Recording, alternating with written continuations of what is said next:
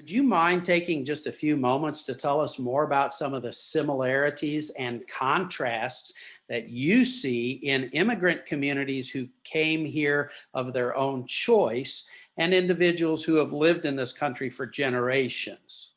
Let's start with similarities. So when you talk about the similarities, what I see is basically that concept of family, the strong families. That is definitely very important Mhm. from where I came from and from where I came to in the United States. Of course, there are cultural aspects of how independent and how free the society, the families itself are, whether children decide to go wherever they want to go, or parents have much more input into their lives than the locals. There are differences, but at the same time, the strong family connections, the relations, that Mhm. I found it's very similar. And I think that is because we are a very religious society. When you come from India, everybody belongs to one religion or the other. There is very strong religious underpinnings in everybody's life. I am Christian from India, and I have my neighbors, Hindus and Muslims. We all live together, but we all have very strong family bonds. So you help each other. Parents basically responsible for their children, their education, and no matter what happens, there is family for you to take care of you if something goes wrong, and they're ready to help you. And all of that is very similar here as well, from what I have seen. The extended families, of course, the relationship and how they exercise those relationships may be a little bit different, but at the same time, that strong family values, love, care, affection for each other, that I found very similar in India as well as in the United States. And uh, the opportunity for networking, the freedom. When I talk about India specifically, same thing. Again, we have the opportunity to assemble. People have freedoms to protest. People do whatever they kind of feel, that is right, that is constitutional, that is legal, that is allowed in both countries. So I didn't. I was minority in India, and I'm to some extent not in a religious way because I am Christian. I'm a minority here as well, but we felt the same freedom. I didn't have any problems where I grew up, and I didn't have any problems when I came here. So that's the similarities, the freedom that we feel as a society. It's very common, very similar between India and the United States. So I can vouch for that. And when it comes to the opportunities, the science, the technology, so the academic level, we also had very similar, strong academic setup in India, excellent colleges. I mean, from where I came from, not the entire India, but from Kerala, we are a 100% literate society. So basically, education is huge in our place. Yeah.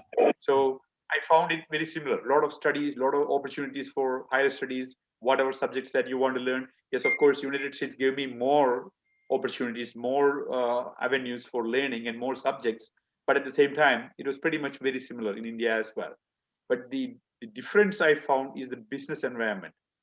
There is definitely a lot more opportunities for people to find jobs, start their own businesses, and things like that. It's because of the government culture. So people are basically the same people, but because we are so used to that regiment of government approvals, the red tapes, um, and everywhere government is more and more involved, that made us as a people very reluctant to venture out and do your own stuff. Whereas in the United States, even if you are not really a business minded person, even if you are not that entrepreneurial, you're still given an encouragement by the system because it's relatively easy to do things here.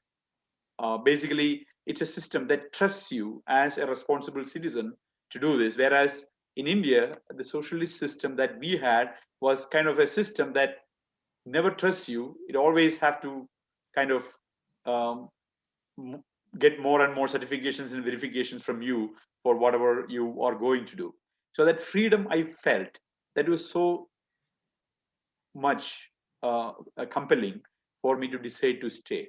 So as I said, when I went to Saudi Arabia, that's what I felt. I cannot do anything. Compared to India, it is much more structured, very rigid community. And when I came to Mhm. America, I found that it is much more relaxed and open than India. For you to say anything, for you to do anything. and for you to express yourself even. And I sometimes tell my wife, I never used to smile and laugh as much when I was in India, because then the society is, it's too bound, right? They will criticize you for so many things. Hey, why do you do that? I mean, they're worried about you a lot. I mean, it's actually maybe because of care, but even parents, even relatives, even your cousins, they will have an opinion about what you do. Whereas in America, you whatever you do, it's up to you. You face the consequences of your actions, and you're being responsible. So that self-responsibility, that's a huge difference from India to here. In India, it's more of a social community responsibility. So nobody allow you to fail because they're watching. Everybody's watching each other, too much. Here, you have the opportunity. You can exercise the opportunity. You may fail, but then it's up to you.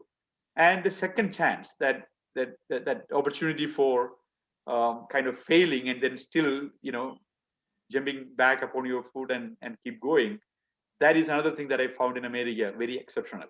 Where in India kind of a system, first of all, it's very difficult to start something, a venture on your own. There is not enough credit available, there is not enough support mechanisms available, and government is all over you to control you. So once you start something and if it fails, that's pretty much the end of it. So in the marriage market, if in India, we have this arranged marriage concept. A person who is doing his own stuff, it's not a valuable person in a marriage market. So none of the girls' parents are ready to marry somebody who is into business, because they want job. Everybody's worried about jobs, government jobs, the pension, the long-term benefits that you can get from the government. Here, on the other hand, I found that the pensions are not very important. Nobody's really paying too much attention to it.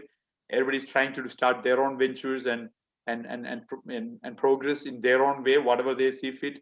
And even students, they pick whatever topics that they're passionate about. In India, everybody kind of, whoever good in studies, they end up being a doctor, engineer, or a lawyer, pretty much those days. Things have changed now, Yeah. or an or a technocrat now. So here, anything that you do, you have the opportunity to excel and become number one, and bring your fortunes in that way. That is very different.